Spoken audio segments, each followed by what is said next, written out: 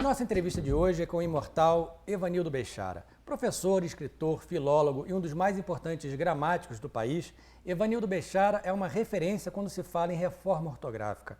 E esse é o assunto que nós vamos começar a entrevista de hoje. Com muito prazer, Francis. Obrigado, professor. Muito prazer. Eu tenho que corrigir, em primeiro lugar, uma afirmação sua. Falar de imortal. Nós podemos ser imortais no imaginário do povo, mas no fundo nós somos imorríveis. Professor, eu gostaria de saber se a reforma ortográfica veio para facilitar essa comunicação entre os povos que falam a língua portuguesa ou se ela dificulta um pouco o aprendizado da língua. Francis, olha, nenhuma reforma, se for bem ajuizada, vem para prejudicar nem para criar problemas. Ela vem sempre para facilitar. Mesmo porque uma reforma ortográfica nunca é para a geração que a faz. A reforma ortográfica sempre é para gerações futuras. Por quê? Porque uma reforma pretende diminuir o fosso, a distância que existe entre a realidade falada e a escrita. Nenhuma língua do mundo consegue essa perfeição de fazer com que a língua escrita reproduza a realidade da língua falada. Então, a ortografia tem que ter, vamos dizer, um aspecto convencional.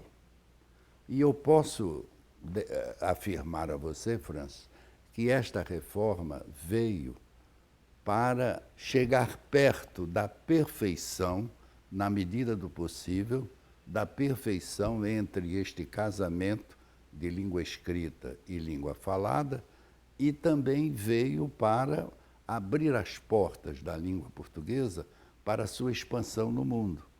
Porque uma só ortografia, o que não significa uma só variedade de língua, uma só ortografia abre as portas da língua para o mundo. Reparem que o francês da França, o francês do Canadá, são diferentes, mas na hora de escrever em francês, canadenses e franceses escrevem da mesma maneira.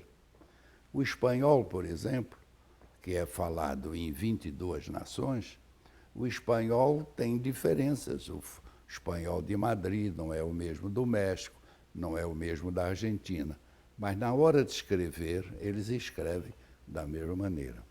Isso também tem um aspecto econômico. Por quê? Porque um livro publicado em Portugal não precisa ser passado para a ortografia brasileira no caso de o livro ser ou editado ou chegado ao Brasil. Não é? Mas a pessoa, o adulto geralmente diz assim, mas eu leio um livro de Eça de Queiroz com uma facilidade enorme. Você é adulto, porque você adulto supre essa distância entre a ortografia de Eça de Queiroz e a ortografia de um brasileiro culto. Mas uma criança já não tem essa possibilidade de cobrir esse fosso, essa distância que vai entre a ortografia de Eça de Queiroz e a ortografia de um brasileiro culto. Nós temos na história da literatura vários exemplos. Nós temos vários autores que falam de pronúncias diferentes do inglês. Pronuncia o inglês de uma maneira porque veio a palavra escrita daquela maneira. Mas depois que ele ouve alguém que saiba inglês, ou um inglês ou um americano falando, ele vai ver que aquela pronúncia, aquela escrita da palavra não está muito longe de ser a representação fonética da palavra. Então, esse acordo veio para, na medida do possível, resolver esses problemas. E um outro problema que se agrega a esses dois, primeiro o problema pedagógico, facilitar a grafia para as crianças. Segundo, o problema de internalização da língua portuguesa no mundo. E se agrega um terceiro problema, que é o problema político. Reparem que as grandes casas internacionais, emitem as suas decisões em inglês, em francês, em espanhol, em árabe, em russo, mas quando chega à língua portuguesa, não emitem. Por quê? Tem que se saber se vai ser redigido na ortografia portuguesa ou na ortografia brasileira. Então, os documentos saem numa língua em que o diplomata ou o político possa ler sem ser em português. Então, há esse aspecto político. Havendo uma só ortografia, o documento nessas casas internacionais pode sair também em português, como sai em espanhol, em francês, em italiano, etc. Então, professor, a ortografia brasileira e a ortografia portuguesa são as predominantes de todos os povos, entre os povos que falam língua portuguesa? São pelo seguinte, historicamente, porque havia duas ortografias, a portuguesa e a brasileira. E os países, não é, que eram antigas colônias portuguesas, marchavam com Portugal, não só na grafia, mas também no sotaque.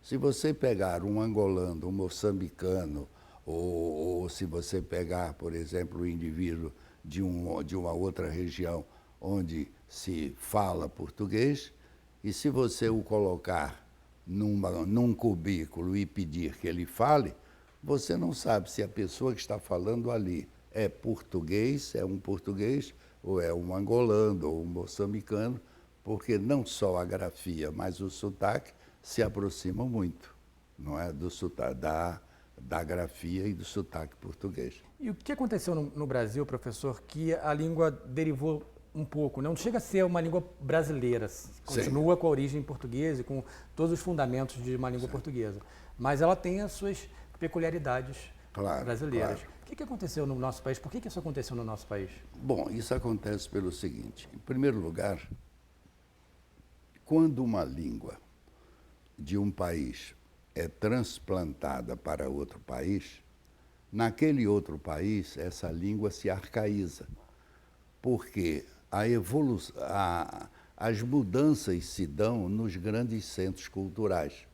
Então, o que houve para 70% das diferenças, o que houve foi o Brasil se manter fiel ao português do século XVI, a época dos nossos descobridores. E Portugal evoluir. Razão porque, por exemplo, entre o século XVI e XVIII, os portugueses passaram a pronunciar o ditongo "ãe", da mesma maneira que pronunciavam o TM. Então, uma palavra como também para os portugueses passou a ter a mesma pronúncia de mãe. Então, entre os portugueses, mãe e também representa uma rima perfeita. Essa evolução do EM a ser proferida "ãe" não passou para o Brasil, porque o Brasil já estava, a língua portuguesa do Brasil já estava fora do alcance dessas alterações portuguesas, não é? A mesma coisa aconteceu com colocação de pronomes. O português, até o século XVI, no português predominava o pronome antes do verbo, seja gerúndio, seja infinitivo, seja presente, etc. Pois bem, entre o século XVI e XVII, houve uma intensificação da sílaba tônica em Portugal.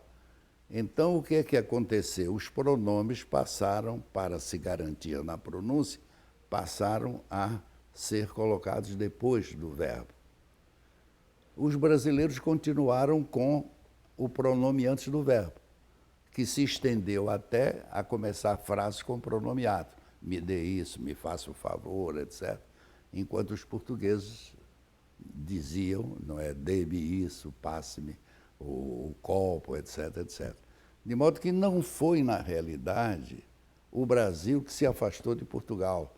Foi Portugal que se afastou dessa matriz do século XVI que foi introduzida no Brasil, não é? Então, isso acontece. Aconteceu isso com o latim. Por exemplo, o latim foi transplantado de Roma para Ibéria, para Portugal e Espanha de hoje. Então, o latim de Portugal e da Espanha não é, é um latim mais arcaico do que o latim clássico que predominou tanto no italiano como no francês. O francês mais distante por causa da influência do celta no francês, que das línguas românicas é a mais afastada do latim. Então, nós temos isso. Primeiro, a permanência de hábitos linguísticos portugueses no Brasil, enquanto Portugal mudou o seu sistema em algumas partes. E, em segundo lugar, as próprias alterações ocorridas no Brasil. Agora, os brasileirismos têm muito mais peso aqueles que são reminiscências portuguesas do que as novidades, do que os neologismos criados no Brasil. Tem um exemplo, professor? Não. Os exemplos são muitos. Por exemplo, um exemplo dos nossos dias, a palavra bicha. A palavra bicha, não é? Ora, a palavra bicha, no português de Portugal, é uma palavra moderna. Antigamente se dizia que a pessoa estava na fila. Na fila. Os portugueses antigamente diziam fila, que fica no Brasil. Agora, os portugueses de hoje passaram a dizer bicha. Agora, depois de que as novelas surgiram em Portugal, as novelas brasileiras, os portugueses passaram a ver que bicha tinha ou podia ter uma acepção pejorativa. Então, eles hoje dizem mais fila do que bicha. Agora, sobre a questão dos pronomes que o senhor tinha falado, mas as regras em relação a próclise e ênclise não mudam de Portugal para o Brasil, não, né? Por exemplo, o advérbio de negação atrai a próclise, Sim, sim. aqui atrai a próclise lá também, isso é igual. Pronomes relativos. Isso realmente continua a mesma coisa. Agora, aí é preciso você distinguir o seguinte, aí temos que fazer uma distinção entre língua escrita e língua falada. Na língua falada, você pode colocar os pronomes como você bem estiver acostumado a usar. Agora, a língua escrita, não. A língua escrita tem outro padrão. Voltando então à questão da reforma ortográfica, por que é que ela foi... Por que o planejamento era que ela fosse implementada agora em 2013 e acabou sendo adiada para 2016? Olha, razão não existe. Razão não existe. Infelizmente, o decreto da nossa presidente não teve o amparo de um respaldo técnico. Foi apenas uma decisão do governo em adiar. Mas esse adiamento tirou do Brasil uma situação de pioneirismo que o Brasil, sem querer, assumiu no problema de ortografia, porque os países todos assinaram e o Brasil partiu para a sua implementação quando o governo brasileiro decretou que aquela reforma entraria em vigor a partir de 1º de janeiro de 2009 e que iria se estender para as adaptações necessárias por mais 4 anos até 2013. Então, em 2014, a implementação estaria no Brasil totalmente definida. E essa ortografia foi uma ortografia que chegou ao Brasil sem grandes alardes.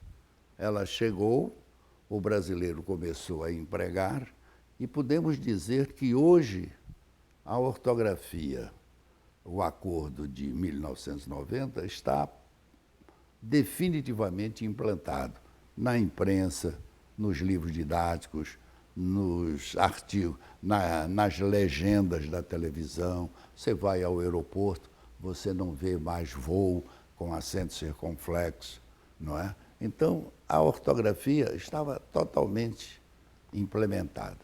Muitos portugueses diziam, e dizem ainda, que o brasileiro teve um assodamento em adaptar-se ao acordo, porque o acordo estaria levando mais em conta os hábitos brasileiros. Ora, quem disse isso, ou quem diz isso, nunca leu o acordo. Porque nós, brasileiros, tivemos de alterar muito mais os nossos hábitos de grafia do que os portugueses. A única cedência portuguesa, a única concessão portuguesa é abolir uma consoante que não se pronuncia. Por exemplo, eles escrevem diretor com C, escrevem Egito com P, usando duas consoantes que uma criança, ao aprender ou ao ouvir a palavra diretor, jamais colocará um C, porque ele não ouviu esse. É pura letra, não é um fonema, não é um som da língua, não é? A mesma coisa Egito. Agora, quando a criança ouve egípcio, ela ouve o P, então ela pronuncia o P. Foi a única cedência dos portugueses. Agora, nós brasileiros tivemos, contra os nossos hábitos, tivemos de abolir o circunflexo de vou, enjoo, perdoo. Os acentos de tem, vem, etc. Abolimos o E e o OI dos paroxítonos de ideia, jiboia, etc. Abolimos o trema. Então, se prestar atenção, todas essas mudanças a que o brasileiro se submeteu já eram hábitos ortográficos portugueses.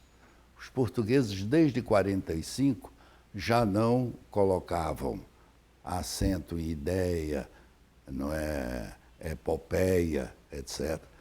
Os portugueses já não colocavam acento circunflexo em vou, enjoo, perdoo, já não colocavam acento circunflexo em crei, lei, dei, vei, e já não usavam trema. E isso não muda a pronúncia da palavra, não? De modo nenhum, não muda, porque você escreve como você pronuncia a palavra, como você ouve a palavra escrita, não é? Agora, o problema do trema. Antes disso, essas cedências brasileiras vieram enriquecer a ortografia usada no Brasil. Porque, veja bem, você colocava acento circunflexo em voo. Ora, não há outra maneira de você pronunciar essa palavra. O acento era supérfluo, porque ele não viria acrescentar nenhuma dificuldade de pronúncia. Então, colocar circunflexo em voo, enjoo, perdoo, era uma excrescência. Você colocar, por exemplo, o acento circunflexo em crei, lei, dei, vei, era uma exorbitância no sistema brasileiro. Por quê?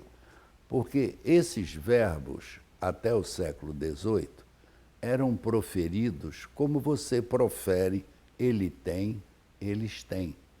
Não existe diferença de pronúncia entre o singular ele tem e o plural eles têm.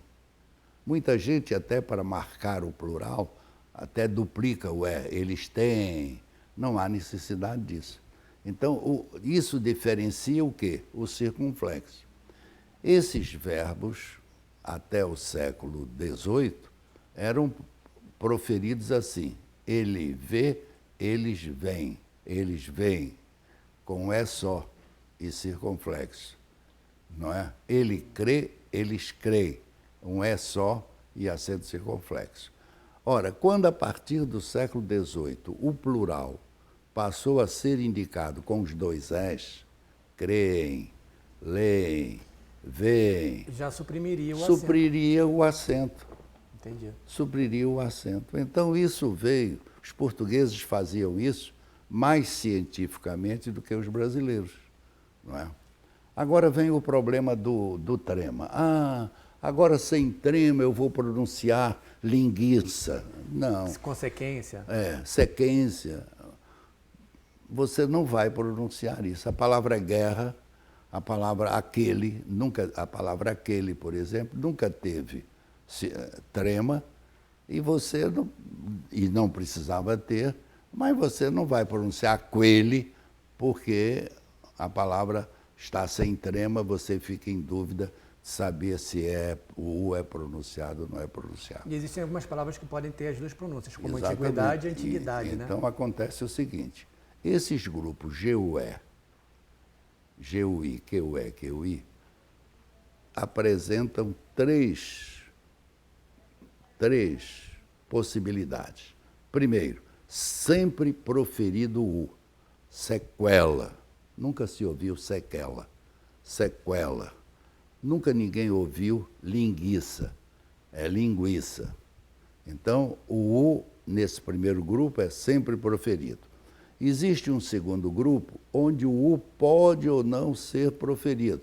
É o exemplo seu, você pode dizer líquido ou líquido, não é? Quinquênio ou quinquênio, pode dizer das duas maneiras. E há um terceiro, onde o U não deve ser pronunciado, portanto, não deve ter trema, mas as pessoas pronunciam U. Por exemplo, uma palavra como questão. A palavra questão não deve ter o U proferido, mas muita gente profere o U. Muita gente diz questão, questionário, questionar. Mas esse é um vício de linguagem. É um vício de pronúncia, não é? É um vício de pronúncia. Outra coisa, você diz distinguir. Você ouve distinguir e distinguir. Isso. Extinguir e extinguir. Ora, esse U não pode ser proferido, embora seja proferido e embora seja até registrado nos dicionários. Por quê? Porque se você pegar o verbo arguir e distinguir, o arguir, conjugando, você diz eu arguo, tu arguis, ele argui. Então, o U de arguir faz parte do tema verbal. Agora, se você pegar distinguir, você diz eu distingo. Você não diz eu distingo-o, como você diz eu arguo. Então, pronunciar, distinguir e extinguir, ouviu? São vícios que acabaram sendo adotados.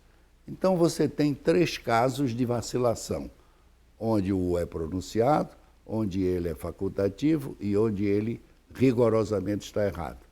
Então, o que é que fizeram os portugueses? Diante da vacilação, não vamos obrigar o homem comum a definir na escrita se leva trema ou não leva trema.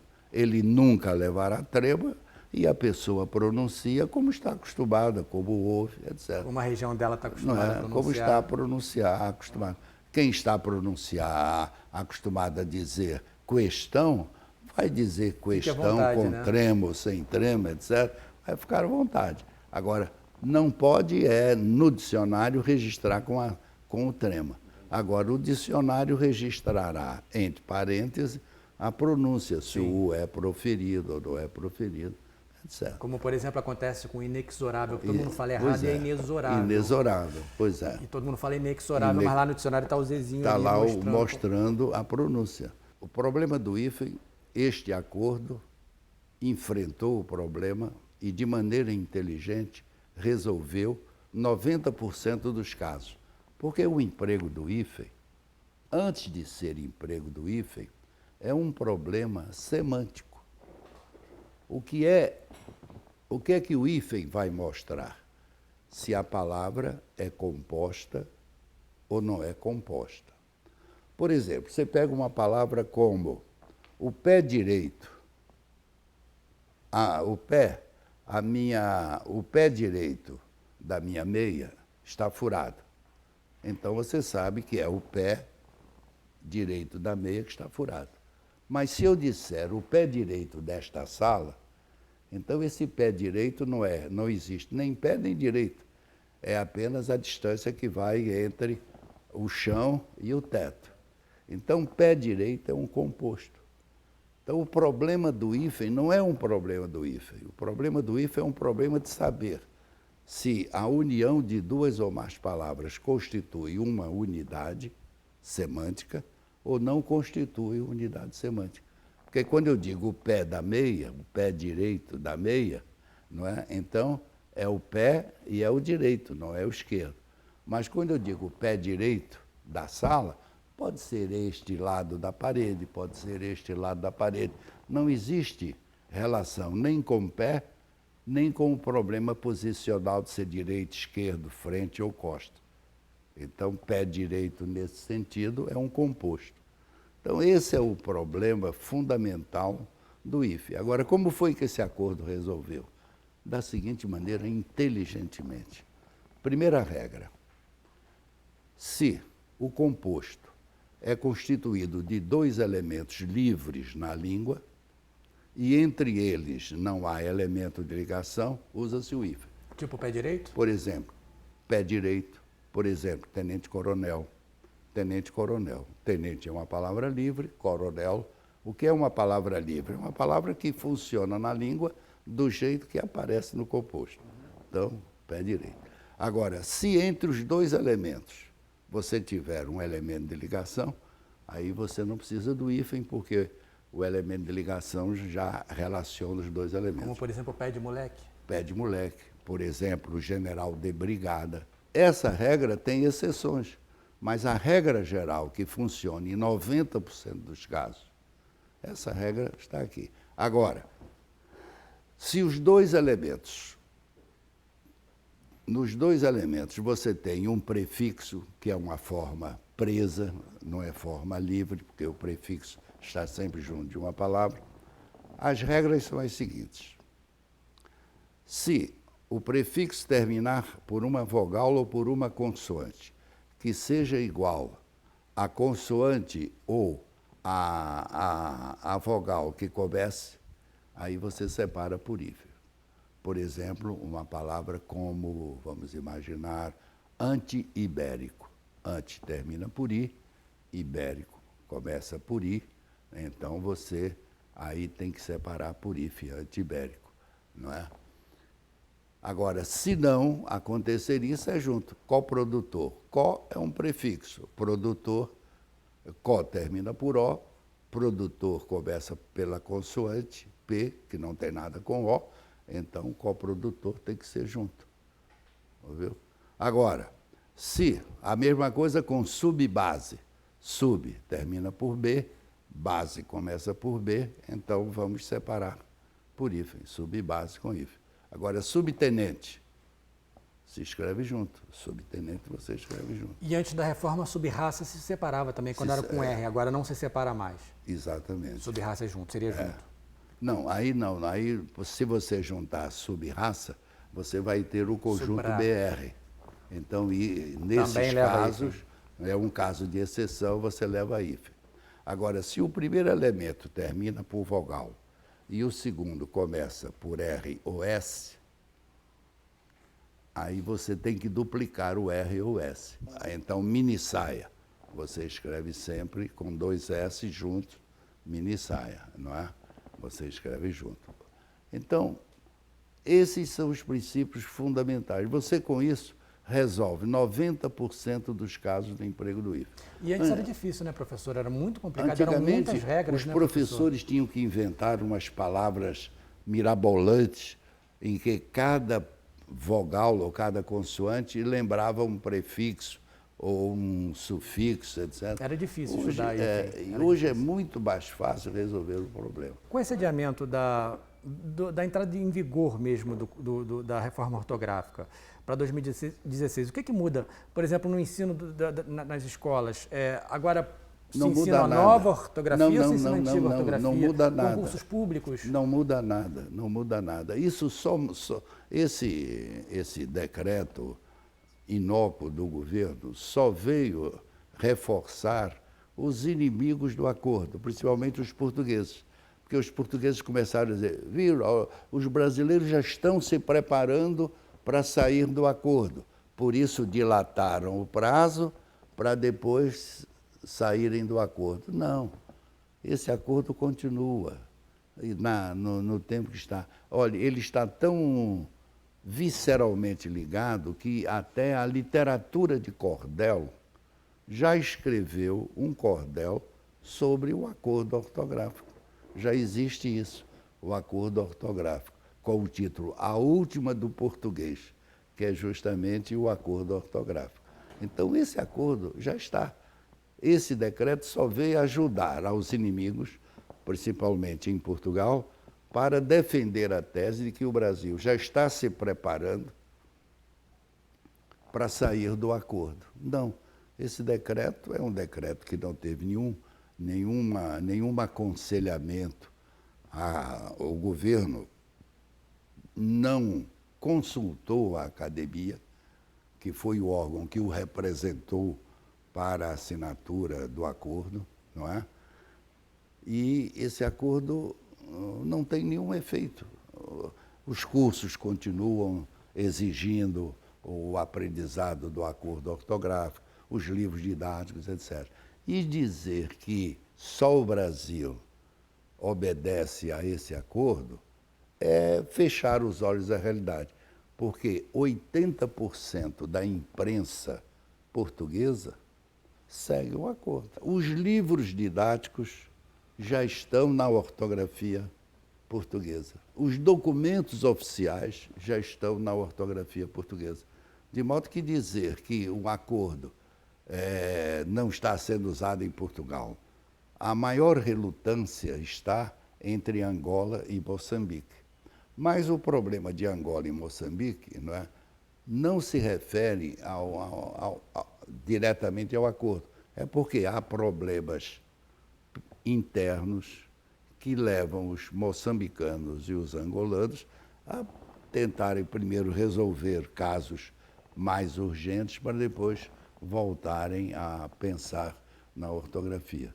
De modo que não há esse caso. Um grande filólogo francês do século XX, chamado Gaston Paris, disse, certa vez, que numa reforma ortográfica, a quem nós não podemos pedir socorro são os escritores.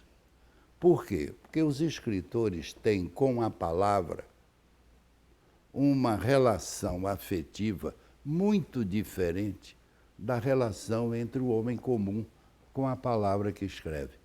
Haja vista o caso da ortografia nas diversas escolas literárias.